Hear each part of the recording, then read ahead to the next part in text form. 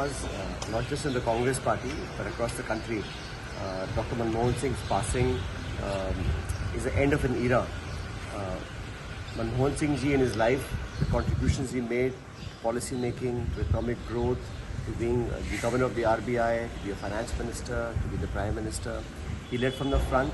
He will be remembered for, I think, his honesty and humility, and as a person who was someone who had friends across parties, and I think in all his life he kept India first, his nation first.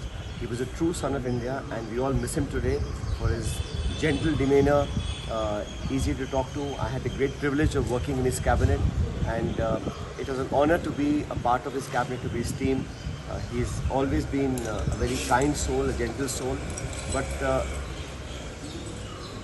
the initiation he did in 91, when he opened up the economy, he was instrumental in getting the Indo-US civil nuclear deal, which put India on the map. There are many, many contributions, and I think his story is yet to be told. But he had a full life. My condolences to him, his family, his supporters, and his admirers in India and across the world.